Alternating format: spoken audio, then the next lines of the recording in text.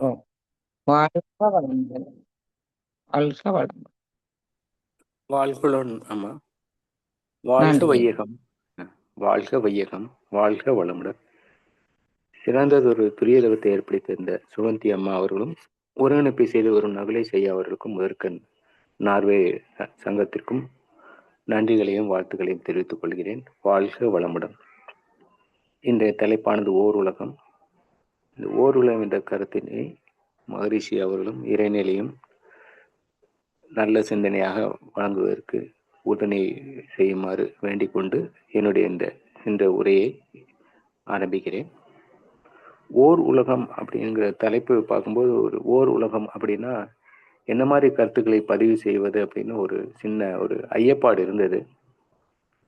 ஓர் உலகம்னா அண்ட சாசனங்கள் அனைத்தும் சேர்த்தா உலகில் வாழும் உயிரினங்களை தாண்டி பால்வெளி மண்டலம் அனைத்தும் உட்படுத்திய பேரியக்க மண்டலத்தையும் எல்லாத்தையும் சேர்த்த ஓர் உலகம் அப்படிங்கிற மாதிரியான ஒரு சின்ன வினா எழுந்தது. அதுக்கு உடனே மகரிஷின் உலக நல வாழ்த்து பாடு வரிகள் நினைவுக்கு வந்தது. உலகமெல்லாம் பருவமழை ஒத்தபடி பெய்யட்டுங்கிற மாதிரி தொடங்கி நலவாழ்வை அளிக்கும் மெய்ஞான ஒளி வீசட்டும், நம் கடமை அறவாழ்வின் நாட்டத்தை சிறக்கட்டும் போது நம் கடமை அப்படின்னா நம்ம மனித உயிரினங்களை பத்தி மகரிஷி சொல்றதையும் தெரிஞ்சது. அடுத்து உலக நல வேட்புல பார்த்தீங்கன்னா உலகில் உள்ள பொறுப்புடைய தலைவர் எல்லாம் என்று தொடங்கி உலகெங்கும் மனித குலம் அமைதியின் வற்றாத நன்னெறி பெற்று உய்ய வேண்டும் மனிதனை சொல்லியிருக்காங்க. கடைசியா வாழ்க வையகம், வாழ்க வையகம், வாழ்கம்னு வார்த்தையோடு நிறைவாயிருக்கு. அப்ப இந்த ஓர் உலகம்ங்கிறது நாம் வாழ்ந்து கொண்டிருக்கிற இந்த பூமியை தான் குறிக்குது அப்படிங்கிறத ஒரு புரிஞ்சுக்கிட்டேன். அது மட்டும் இல்ல, இந்த புவிகளும் மட்டும்தான் அப்ப அண்ட சாஸ்திரங்களை பத்தி நம்ம 9 மைய தவங்கள்லாம் பார்க்குறோம் அப்படின்னா அந்த அண்ட சாஸ்திரங்கள் அனைத்தும் இயற்கையின் வழிபாடு தான். இயற்கை கொடுக்கிற மகா பேராற்றல் தான் நம்மளுக்கு அனைத்து கோள்கள் நட்சத்திரங்கள் எல்லாமே இந்த புவி உலகம் வளமா வாழ்றதுக்கான ஒரு காரணகர்த்தாக இறைநிலையால் நமக்கு பாவிக்கப்பட்ட ஒன்றாக நாம் எடுத்துக்கொள்ள வேண்டும். அப்போ இந்த இயற்கை வளங்களோட சேர்ந்து இந்த ஓர் உலகம்ங்கிறதுல நம்ம 84 லட்சம் உயிரினங்களையும் தாண்டி இருக்கோம்னு விஞ்ஞானிகளும் அறிஞர் பெருமக்களும் சொல்றாங்க. இப்ப 84 லட்சம் உயிரினங்களும் வாழ்ந்து வர்றதுக்கு பெரிய ஆதாரங்கள் இருக்குது இந்த ஓர் உலகத்துல. அப்போ இந்த ஓர் உலகத்துல நம்ம அமைதியான வாழ்க்கை வாழ்றோமா அப்படின்னு பார்த்தோம்னா நம்ம ஒரு கேள்விக்குறியோடு தான் நம்ம இங்க ஆரம்பிக்க வேண்டியிருக்கு. ஏன்னா எப்படி நம்மளுக்கு எப்படின்னா நம்ம சொல்றோம், மகரிஷி சொல்றாங்க, நம்மளுக்கு ஒரு இரண்டொழுக்க பண்பாடு. நான் எனது வாழ்நாளில் யாருடைய உடலுக்கும் மனதிற்கும் துன்பம் தரமாட்டேன், துன்பப்படும் உயிர்களுக்கு என்னால் முடிந்த உதவிகளை செய்வேன் என்று. அப்போ நம்ம இந்த உலகத்துல நம்ம அந்த மாதிரி வாழ்றேன் அப்படின்னு சொல்றாங்க. அப்போ அந்த வாழ்றதற்கான ஆதாரம் என்ன? இந்த இதுக்கு முன்னாடி உள்ள முந்தையவர்கள்லாம் எப்படி வாழ்ந்தாங்க? இப்போ உள்ள வாழ்க்கை முறை நம்மளுக்கு எப்படி இருக்கு? நம்மளுடைய தன்னிறைவு பெறும்போது நான் எனது வாழ்நாளில் யாருடைய உடலுக்கும் மனதுக்கும் துன்பம் தரமாட்டேங்கிறது கண்டிப்பாக அது ஒரு அடிப்படை தத்துவம். நான் பண்ணணும். அப்படி இருக்கும்போது தான் நான் அடுத்த ஸ்டெப் போக முடியும். துன்பப்படும் உயிர்களுக்கு என்னால் முடிந்த உதவிகளை செய்வேன்னா, என்னால் முடிந்த உதவி செய்யனா நான் ஒரு ஒரு நிலையில இருக்கும்போது கண்டிப்பாக அதை செய்ய முடியும். நான் என்ன நிலையில இருக்கனோ அதை செய்ய முடியும். இது மகிழ்ச்சி கொடுத்த எளிமையான தத்துவம். இதையும் தாண்டி நம்ம பார்த்தீங்கன்னா, இந்த உலக வாழ்க்கையில எது நம்ம ஒரு சாதனை செய்யணும், ஒரு நல்ல நிலைமைக்கு போகணும், பொருளாதாரம், புகழ்பற்று எல்லாமே வேணும் அப்படிங்கிறது ஒவ்வொருவருடையதும் கனவா இருக்கு. அப்போ அதுக்கு அடிப்படை தேவை என்ன அப்படின்னு பார்த்தீங்கன்னா, நம்மளுக்கு தனி மனிதனோட உடல் நலம், அந்த உடல் நலம் மட்டுமல்லாது அவங்க குடும்ப நலம். குடும்ப நலம்னா குடும்ப நலத்துல குடும்பத்தில் உள்ள அனைவருக்கும் உடல் நலம் இருக்கணும், பொருளாதார மேன்மை இருக்கணும், எல்லாருக்கும் ஒரு ஒரு அடிப்படையான வாழ்க்கை வசதிகள் இருக்கணும். அப்போ ஒவ்வொரு தனி மனிதனுக்கும் கிடைக்கணும். அப்போ இதுக்கு என்ன தேவை அப்படின்னு பார்க்கும்போது பார்த்தோம்னா, தனி மனிதன் ஒவ்வொருவருக்கும் கிடைக்கணும். அப்போ ஒவ்வொரு தனி மனிதனுக்கும் பேசிக்கான நீடு என்ன அப்படின்னா, நம்ம அந்த வேலை வாய்ப்புல இருந்து கல்வியில இருந்து எல்லாம் கிடைக்கணும். அப்போ எளிமையா கிடைக்குதா அப்படின்னா கிடைக்கல. ஏன் கிடைக்கலங்கிறத நம்ம சற்று சிந்திக்க போறோம். நேற்று போல் இன்று இல்லை, இன்று போல் நாள் இல்லை. ஏன் அப்படின்னு பார்த்தீங்கன்னா, விஞ்ஞான உலகம் இப்போ உள்ள உலகங்கள் விரைவாக மாறிக்கிட்டே இருக்கு. அந்த மாற்றத்தை நோக்கி நம்ம பயணிக்க வேண்டிய கட்டாயத்துல இருக்கிறோம். மாற்றங்கள் ஒன்னொன்னும் கனப்பொழுதுல நடக்குது. ஒரு இடத்துல நடக்கும்போது இன்னைக்கு விஞ்ஞான உலகத்துல பார்த்தீங்கன்னா, ஆர்ட்டிஃபிஷியல் இன்டெலிஜென்ஸ் அத பத்தி பேசுறவங்க நெறைய பேசுறாங்க. அப்போ வேலைவாய்ப்பு வந்து எதை நோக்கியதுன்னா, மேல மேல படிக்க படிக்க தான் அவங்களுக்கு வந்து ஒரு உயர்வு கிடைக்கும். இல்லன்னா ஒரு ஒரு பேசிக்கான ஒரு நிலையில இருக்க முடியும். இருக்க தான் செய்ய முடியும் அப்படிங்கிற ஒரு பக்கம் இருக்கு. இதையும் தாண்டி இந்த முன்னோர் காலத்துலலாம் என்ன சொன்னாங்க அப்படின்னா, ஒரு துன்பம் இல்லாத வாழ்க்கை, நல்ல ஒரு அறநெறி கலந்த வாழ்க்கை அப்படின்னு சொன்னாங்க. அந்த புராண காலங்கள்ல வந்து நம்ம படிச்சிருப்போம். ஈரேழு உலகங்கள் அப்படின்னாங்க. ஈரேழு உலகங்கள் அப்படின்னு பார்த்தீங்கன்னா, மேல் உலகங்கள் 7, கீழ் உலகங்கள் 7 அப்படிங்கிறது. மேல் உலகம் வந்து தெய்வீக நிலைகள். இந்த பூமிய மையமா வச்சுட்டு பார்க்கும்போது பூலோகம். அது வந்து மனிதர்கள், விலங்குகள் மற்றும் தாவரங்கள் வாழும் பூமி. நம்ம அத பத்தி தான் இப்ப நம்ம சிந்தனையில எடுத்திருக்கோம். புவர்லோகம் அப்படின்றாங்க. புவர்லோகம்னா மனிதர்களையும் தாண்டி முனிவர்கள் மற்றும் சித்தர்கள் வாழும் இடைநிலை உலகம்ன்றாங்க. சுவர்லோகம் தேவர்கள் மற்றும் இந்திரனின் ஆட்சிக்குரிய சொர்க்கலோகம்ன்றாங்க. நம்ம முந்த காலத்துல சொர்க்கம் அப்படிலாம் படிச்சிருக்கிறோம், கேள்விப்பட்டிருக்கோம். மகர்லோகம் முனிவர்கள் மற்றும் யோகிகள் வாழக்கூடிய இடம் அப்படின்றாங்க. ஜனோலோகம் அப்படின்றாங்க. பிரம்மனின் மானசீக புதல்கள் வாழும் இடம்ன்றாங்க. தபோலோகம்ங்கிறது தவம் செய்யும் துறவிகள் வாழும் இடம் அப்படின்றாங்க. சத்தியலோகம் அப்படின்னா பிரம்மன் மற்றும் சரஸ்வதி வாழும் பிரம்மலோகம்ன்றாங்க. 7 லோகங்கள் சொல்றாங்க. அப்போ நம்ம சாதாரண மனிதர்களா இருக்கோம். இந்த 7 லோகத்தையும் நம்ம கடக்கணும் அப்படின்னா, நம்ம எந்த நிலையில இருக்கணும் அப்படிங்கிறது ஜஸ்ட் ஒரு தத்துவ அடிப்படையில நம்ம இப்போ வந்து சிந்திக்கிறோம். அதையும் தாண்டி கீழுலகம்ங்கிறது நரகலோகம் அப்படின்னா நரகலோகம் அப்படின்னா அசுரர்கள் மற்றும் பிற இனங்கள் இருப்பிடங்களாக கருதப்படுது. அதுவும் வந்து 7 லோகமா சொல்றாங்க. அப்ப நல்லது செய்யும்போது நான் அந்த காலத்துல சொல்லுவாங்க, நம்ம வந்து நல்ல நிலைக்கு சொர்க்கலோகத்துக்கு போவோம் அப்படிம்பாங்க. கெட்டது பண்ணும்போது நரகத்துக்கு தான் போவோம் அப்படிங்கிறது ஒரு தத்துவ அடிப்படையை சொல்லுவாங்க. நமக்கு வந்து வேதாத்ரி மகரிஷி அவர்கள் ரொம்ப சிம்பிளா சொல்லியிருக்காங்க. இதெல்லாம் தேவையில்ல. மனிதன் வந்து தன்மை, உணர்வு நிலை, வாழ்வியல் முறைய குறித்து ரொம்ப அழகா நம்மளுக்கு சிம்பிளா சொல்லியிருக்காங்க. அது வந்து எப்படின்னா, அவங்க வந்து பேசிக்கா வந்து சிறு வயசுலயே அவங்க நெறைய சிந்தனை ஆற்றலோடு பார்த்துருக்குறாங்க. உலக இயல்புகள பார்த்துருக்குறாங்க. ஏழ்மை, பசி, பட்டினிய பார்த்துருக்குறாங்க. அப்போ அதுக்கு தீர்வு என்னன்னா, ஏன் இந்த அளவுக்கு மனிதர்கள் நோய் நொடியில இருக்கணும், கஷ்டப்படணும் அப்படி இருக்குது. அப்போ ஒரு தனி மனிதனுக்கு வந்து எல்லாமே கிடைக்கணும். அப்போ தனி மனிதனோட மினிமம் பேசிக் ரெக்யர்மென்ட் கிடைச்சதுன்னா, வந்து எல்லாம் அமைதியா இருப்பாங்க. அப்போ அந்த குடும்பம் செழிப்பாகும். குடும்பம் நல்லபடியா இருக்கும்போது, அந்த சமுதாயம் மேன்மையடையும். மேன்மையடையும்போது ஊர், உலகம் அப்படிங்கிற அளவுல பரந்த நோக்குல சிந்திக்க ஆரம்பிச்சாங்க. அதுக்கு தான் உலக அமைதியை பெறுதல்லாம் ஒரே நோக்கமா இருக்கணும். அப்போ அந்த இயக்கம் ஆரம்பிச்சாங்க. உலக சமுதாய சேவா சங்கம் அப்படின்னு. ஏன்னா, நான் என்ற தனி மனிதன் அமைதி பெறவில்லை என்றால், இதெல்லாம் எப்படி சாத்தியம்? அப்போ ஒரு தனி மனிதன் அமைதி பெறும்போது, இதெல்லாம் சாத்தியம்ங்கிறத யோசிக்க ஆரம்பிச்சாங்க. அதனால கிடைக்கப்பட்டது தான் நம்மளுக்கு வந்து இந்த அளவுக்கு ஒரு பெரிய ஒரு ஒரு நம்மளுக்கான ஒரு அமைப்புகள். அப்போ இது எப்படி ஒரு தனி மனிதனுக்கு அமைதி கட்டும் அப்படின்னா, தனி மனிதன் வந்து அடுத்தவங்கள பார்த்து நம்மளுக்கு கிடைக்கலன்னா பேராசைப்படுறான். அந்த பேராசை நிறைவேறாதப்ப சினம் ஆகிருது. சினம் வந்து அதுவே வேணும் வேணும்னு ரொம்ப கடும் பற்றாது. அது கிடைக்காத போது உயர்வு தாழ்வு மனப்பான்மை, அப்புறம் வஞ்சம் இந்த மாரி வருது. இதுக்கெல்லாம் தாண்டி இதெல்லாம் சரி பண்ணணும் அப்படின்னா, பொறுமை, விட்டுக் கொடுத்தல், சமநோக்கு பார்மை, கருணை போன்ற நற்குணங்கள். இப்ப நற்குணங்கள் எப்படி அமையும்? அப்படிங்கிறது இப்ப அடுத்த கேள்வி. நற்குணங்கள் அணியும்னா, ஒவ்வொரு மனிதனுக்கு வந்து தான் யார் அப்படிங்கிற ஒரு சிந்தனை உருவாகணும். அதுக்கு வந்து யார் காரணம்? அந்த ஒரு தனி மனிதன் அமைதி பெறதுக்கு யார் காரணமா இருக்கணும்னா, இந்த சமுதாய சூழல், சமுதாய அமைப்புகள் தான் காரணம். அதுக்கு என்ன வழி அப்படிங்கிறது தான் வந்து ஒவ்வொரு மனிதனும் இந்த ஓர் உலகத்துல எப்படி வாழ வேண்டும், எப்படி வாழணும் அப்படிங்கிறதுக்கு வந்து மகரிஷி கொடுத்த திட்டம் தான். ஒரு நல்ல வாழ்க்கை அமைத்துக் கொடுக்கிறது நம்மளுக்கு சிம்பிளா சொல்லிக்கிறது தான். உடல் வளம், மனவளம், பொருள் வளம். பொருள் வளம் இல்லைன்னா, நம்மளால இந்த வாழ்க்கைய நடத்த முடியாது. பொருள் வளம் தேவை அப்படின்னா, அதை பெறுறதுக்கு நம்மளுக்கு வந்து கண்டிப்பா உடல் நலம் வேணும். உடல் ஆரோக்கியமா இருந்தா தான் நம்ம வந்து உடல் உழைப்பாலும், அறிவு உழைப்பாலும் நம்மளால மேன்மை அடைய முடியும். அப்போ அடுத்த ஸ்டெப் தான் மனவளம் பத்தி மகரிஷி சொல்லியிருக்காங்க. பொருள் வளம் பெற்றிட ஒவ்வொரு மனிதனும் 4 வகையான கல்வி வந்து கண்டிப்பா இருக்கணும் அப்படின்னு. அப்போ எழுத்தறிவு, தொழிலறிவு, இயற்கை தத்துவம், ஒழுக்க பழக்கங்கள். ஆதி காலத்துல இருந்தே நம்மளுக்கு வந்து படிப்படியா வந்து எழுத்தறிவு, தொழிலறிவுங்கிறது பேசிக்கா நம்ம வந்து அடைஞ்சிட்டு தான் வரோம். ஆனா, எங்க நம்மளுக்கு வந்து ஒரு செட்பேக் இருக்கு. ஒரு ஒரு வந்து முன்னேறி செல்றதுக்கான வாய்ப்புகள் வந்து இந்த உலகத்துல இல்ல இருக்கா? இயற்கை தத்துவ பத்திய ஞானம் இல்ல. ஒழுக்க பழக்கங்கள வந்து சொல்லிக் குடுக்குற அளவுக்கு அந்த இந்த உலக நடைமுறையில வந்து கல்வி திட்டத்துல வந்து அதுக்கு ஒருவான முக்கிய பங்குகள் இல்ல. அப்போ இந்த ஒழுக்க பழக்கமான கல்விகள் வளரணும். இயற்கை தத்துவ பத்தி ஞானம் வரணும் அப்படின்னா, அந்த பண்பாட்டு கல்வி தான் மகரிஷி அவர்கள் நம்மளுக்கு ரொம்ப அழகா எடுத்து சொல்லியிருக்காங்க.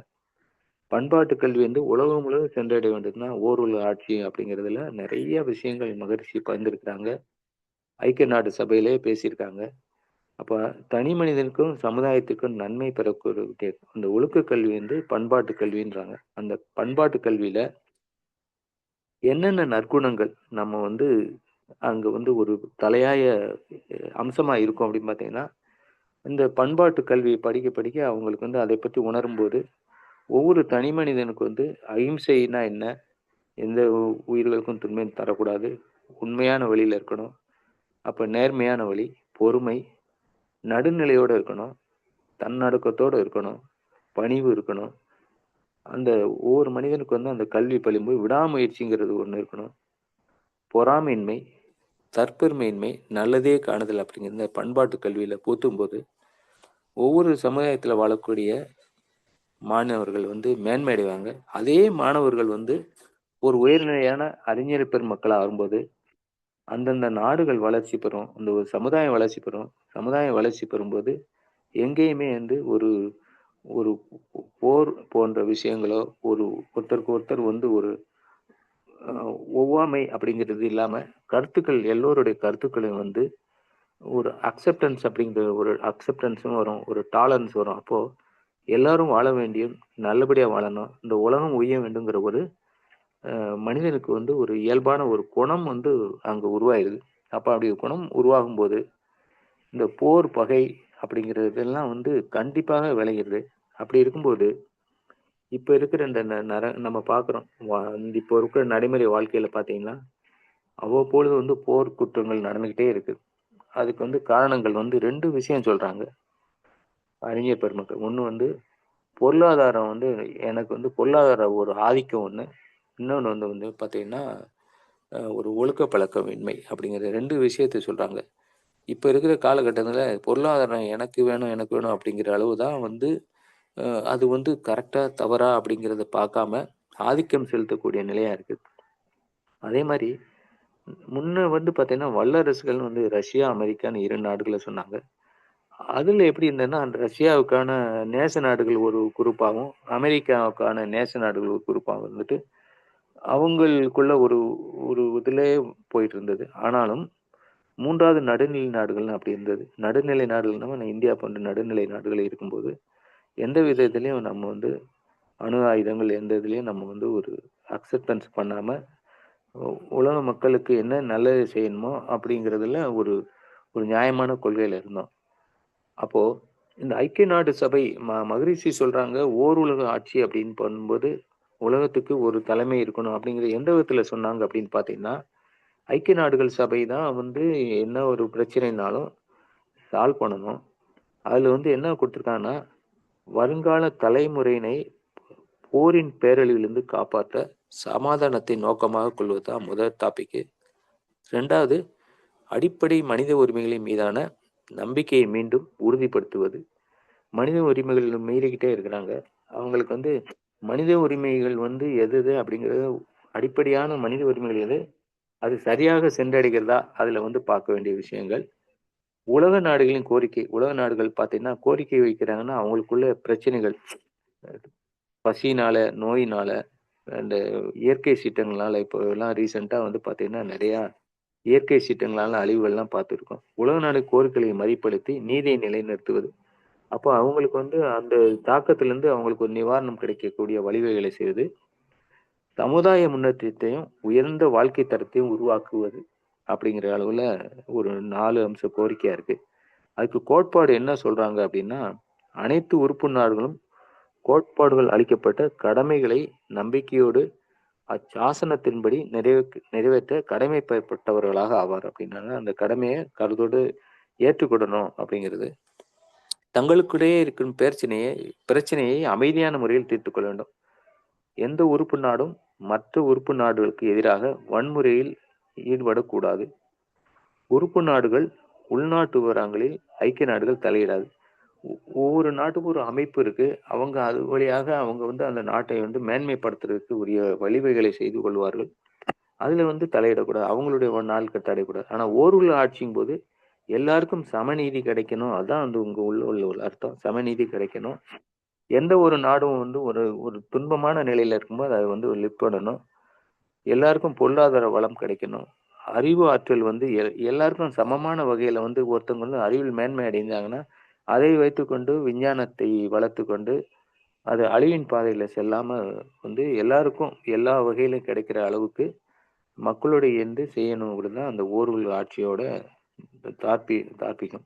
அப்போ மகரிஷி முக்கியமா நம்ம ஒரு பாடல் வழியில நம்மளுக்கு கொடுத்திருக்க விஷயங்களையும் இப்ப சற்று சிந்திக்கிறோம். அது என்னன்னு பார்த்தீங்கன்னா, நம்மளுக்கு போரில்லா நல்லுலகம் அத பத்தி மகரிஷி சொல்றாங்க. அத பத்தி சற்று சிந்திக்கிறோம்.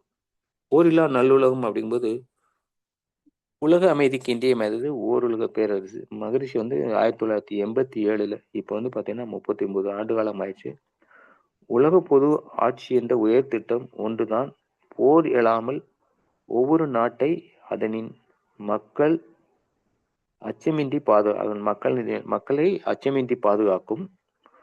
உலக பொது ஆட்சிக்கு குறைந்த திட்டம் எதுவெனும் பயன் தராது. உயர்ந்துள்ளது விஞ்ஞானம், விரைவு பயணம், செய்தி, வணிகம் எல்லாம் உலக பொது ஆட்சியின் கீழ் இவையெல்லாம் அவ்வப்போது தகர்ந்து போகும். உலக பொது ஆட்சியில தான் விஞ்ஞானம், இந்த பயணங்கள் செய்யக்கூடிய வழி வசதிகள், வணிகம், செய்தி இதெல்லாம் இந்த ஓர்வுல ஆட்சிகள்லாம் எல்லாருக்கும் சமமா போய் சேரும் அப்படின்ட்டாங்க. உண்மையிலே அனைத்துலக மக்களும் ஓர் அச்சமின்றி பாதுகாப்பாய் உலகில் வாழ்ந்து உய்யவனில் ஒவ்வொருவரும் உயர்ந்த எண்ணத்தை உலகுக்கு அலையலையாய் பரவிட வேண்டியது கடமையாகும். மீண்டும் ஒரு முறை பாடல் பாடுறேன்.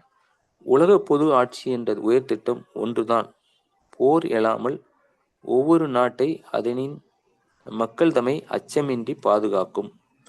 உலக பொது ஆட்சிக்கு குறைந்த திட்டம் எதுவனும் பயன் தராது. உயர்ந்துள்ளது விஞ்ஞானம், விரைவு பயணம், செய்தி, வணிகம் எல்லாம் உலக பொது ஆட்சியின்றேல் இவையெல்லாம் அவ்வப்போது தகர்ந்து போகும். உண்மையிலே அனைத்துலக மக்களும் ஓர் அச்சமின்றி பாதுகாப்பாய் உலகில் வாழ்ந்து உய்யவனில் ஒவ்வொருவரும் உயர்ந்த எண்ணத்தை உலகுக்கு அலையலையா பரவிட வேண்டியது அப்படின்னு சொல்றாங்க. இன்னொரு கவியை பார்க்கலாம். புரட்சி கவிஞர் பாரதியார் புரட்சி கவிஞர் பார்த்தீங்கன்னா பாரதிதாசன் பாடல் ஒன்று. புதியதோர் உலகம் செய்வோம், கெட்ட போரிடும் உலகத்தை வேரோடு சாய்ப்போம், பொது உடைமை கொள்கை திசையெட்டும் சேர்ப்போம், புனிதமோடு அதை எங்கள் உயிரென்று காப்போம், இதையெல்லாம் அன்பு நதியில் நினைப்போம், இதையெல்லாம் அன்பு நதியினில் நினைப்போம், இது எனதென்று மோர் கொடுமையை தவிர்ப்போம், இது எல்லாம் எனக்குது அப்படிங்கிறத தவிர்ப்போம் அப்படின்றாங்க. உணர்வினும் கனலிடை அயர்வினை எரிப்போம், எல்லாம் என்னது அப்படிங்கிற உணர்வினும் கனலிடை அயர்வினை எரிப்போம், ஒரு பொருள் தனி எனும் மனிதரை சிரிப்போம். ஒருத்தர் இது என் பொருள் அப்படின்னா அதை சிரிப்போம் இல்லை அப்படின்றாங்க. இயல் பொருள் பயன் தரும் மரத்தினில் பசிப்போம், இந்த பொருள் மற்றவங்களுக்கு பயன்படலைன்னா பசிப்போன்றாங்க. ஈவதுண்டோம் எனில் அனைவரும் புசிப்போம், எல்லாருக்கும் கிடைக்கும் போது அதை புதியதோர் உலகம் செய்வோம் அப்படிங்கிற மாதிரி கொடுத்துருக்காங்க. அதே மாதிரி மகரிஷி இன்னொரு முக்கியமான இந்த பண்பாட்டு கல்வியில ஒரு முக்கியமான சொல்ற விஷயம் என்னன்னா, எல்லாமே இருக்கு, நேர்மையான நீதிமுறை. இந்த சமுதாயத்துல ஒவ்வொரு தனி மனிதன் குற்றம் பாத்தீங்கன்னா அது தனி மனித குற்றம் கிடையாது, அந்த சமுதாய போக்கு தான் காரணம் அப்படின்னாங்க. அப்போ அந்த சமுதாயத்துல நேர்மையான நீதிமுறை இருக்கணும். ஒரு குற்றம் ஒரு போட்டு புரிந்தான்னா குற்றத்துக்கான காரணம் என்ன, ஏன் அவர் குற்றம் பண்றதுக்கான ஒரு சூழ்நிலை உருவாச்சுங்கிறது பார்த்து அதுக்கான வழிவகைகள் தான் செய்யணும் இல்லையா. குற்றவாளி என்று யாரும் இல்லை உலகில்ங்கிற பாடல்களை நம்ம நினைவுக்கு வந்திருப்போம். அந்த வகையில நாம் இந்த குற்றம் புரியாத வகையில நம்ம மனிதர்களை வந்து வாழ்க்கை நலத்தை மேம்படுத்தக்கூடிய செயல்களை நம்ம ஒரு தனி மனிதனுக்கும் நம்ம வந்து நம்ம மனவளக்கலை அறிஞர்கள் நம்ம கடமையா இருக்குது. அப்போ இன்னொரு கவியில என்ன சொல்றாங்க மகரிஷி, உலக பொது திட்டம் அப்படிங்கிறதுல பார்த்தீங்கன்னா 1958 குடுத்துருக்காங்க மகரிஷி. இன்றைக்கோட காலகட்டத்தில பார்த்தீங்கன்னா, ஒரு 50, 20, 26 + 8 50 70 வருஷங்களுக்கு 70 வருஷங்கள நெருங்கிட்டு இருக்கு. 68 வருஷங்கள் ஆயிடுச்சு. அதுல என்ன சொல்லியிருக்காங்கன்னா, அப்பவே சிந்தனையில் உயர்ந்தோரே, மக்கள் வாழ்வை சீர்திருத்த முன்னேற்ற முயலுவோரே, எந்த் சீர்திருத்த முன்னேற்றத்தை முயலுவோரே, எந்திர விஞ்ஞானத்தால் உலகம் ஒன்றாய் இணைந்துள்ள இக்கால நிலைமை நோக்கீர். அந்தமில்லாது அதிகரிக்கும் வாழ்க்கை துன்பம், அகிலா உலகத் திட்டம் ஒன்றால்தான் என்போம். பந்தம், பணம், அறிவின் மயக்கம் போக்கி, பண்பை வளர்த்துக் கொள்ள பொருட்கள் பெருக்க வேண்டும்ன்றாங்க. இப்ப நல்ல பண்பாட்டு கல்வி வந்து பெருக்கணும். அந்த பண்பாட்டு கல்வி வந்து இந்த உலக பொதுமுறையில சேர்க்கணுன்றாங்க. அதாவது வந்து அ ஒழுக்க பழக்கவழக்க கடமைகள், அது மட்டும் இல்லாத ம ஒரு பொருளாதாரத்தை மேன்மைப்படுத்தக்கூடிய முறைகள் இருக்கணும் அப்படிங்கிறது மகரிஷி சொல்றாங்க. அப்ப இந்த அளவுல நம்ம வந்து ஒரு பொருளாதாரம் மேம்படணும். உலகத்தில் உள்ள அனைவரும் வந்து சமமா வாழணும் அப்படின்னா, ஒழுக்க பண்பாடு முக்கியமா இருக்குது. ஒவ்வொரு மனிதனும் தன்னுடைய கடமைகள் இருக்கணும்.